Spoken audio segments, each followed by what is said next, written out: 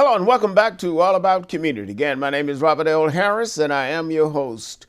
When we went to break, I was speaking with Seth Steward, who is a candidate for Alameda County District Attorney. I got a little excited about ghost guns, but that's a subject for another day. I want to talk a little bit more about your platform. You talk about smart on crime. What do you mean by that? Smart on crime and follow the signs. What does that relate to? What it relates to is essentially having a data-driven and evidence-driven policies. So the conversations that we have to be around what's best for Alameda County, what actually increases safety. And we should have data to measure that, to be able to make those decisions. Don't we have data now? You'd think we would, but where is it? If we had it, it would be on the website. I have no idea where it is. I was hoping maybe you could tell me. So last year, the ACLU and put out an urban peace movement, put out a report called Injustice about the Alameda County DA's office. And one of the things that they made sure that they mentioned was the lack of data integrity. And what they meant by that is there's data that's not all there. It's incomplete. So we don't really know where all the policies land and whether or not those policies, what those policies' impact is on the citizens who live and work here. So you're saying there's a lot of work that needs to be done within the district attorney's office just to get things running the way they should be running. Is that right? Absolutely. Absolutely.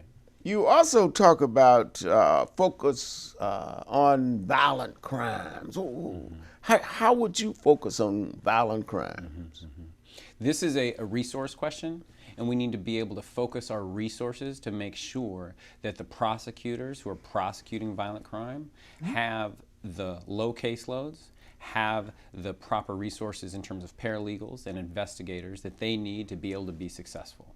This is critical. We went from approximately 160 attorneys in the office to about 130 attorneys in the office. And in addition to that, there's even more evidence in each case nowadays than there were 10 years ago. The advent of body cameras makes sure that every attorney has to watch every single hour of footage. And we have to be able to give that information to the defense in a timely manner. Each case takes more work, and we have less attorneys doing more work. So we need more resources to be able to prosecute these cases. You mentioned that there were 134 murders in Oakland last year, for example. What role, if any, can the DA play in maybe helping to reduce those murders? Is there a role, or is this just something that happens and then you just wait and prosecute? The DA's office needs to take a proactive role in reducing crime. And that's everything from inside the courtroom in terms of prosecuting the cases, having the resources to make sure that people are safe and feel safe. And we need to make sure that we advocate for violence reduction strategies, for violence intervention programs, for job training, and place-based resources. All of those things. What do you mean by job training? Job training for whom? Great question.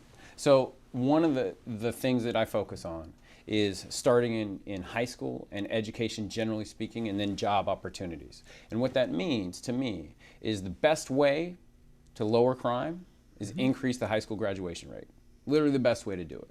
And so what we need to do is try to find ways to work with the Alameda County Department of Education and the school districts here in Alameda County to make sure that they are well-resourced, and I need to make sure as district attorney to advocate for those resources. It's critical for us to be able to produce incredibly bright, successful people that have great futures ahead of them so they don't become victims or defendants in criminal cases.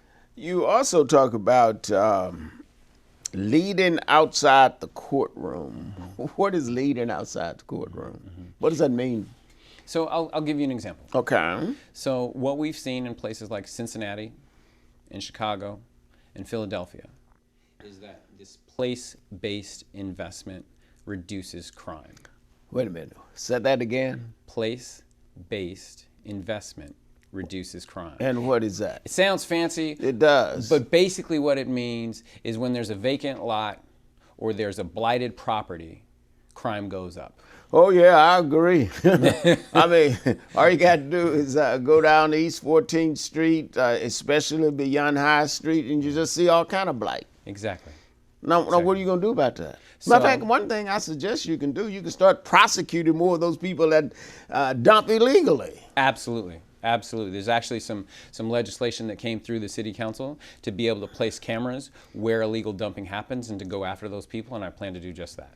Oh, I tell you, we have caught, when I say we, I've sat on a commission one time that the ACLU just goes berserk anytime you talk about cameras. And I'm saying that's crazy. You need to put some cameras up to catch those people who are violating the law. And that's important. It's a tool, and we definitely need to be able to use it. Absolutely. Illegal dumping is a huge problem, especially in communities that have been historically disenfranchised. On that note, we're going to have to go to break, but let me just say again, I am vehemently opposed to illegal dumping, and I fully support cameras to catch those thugs who do it.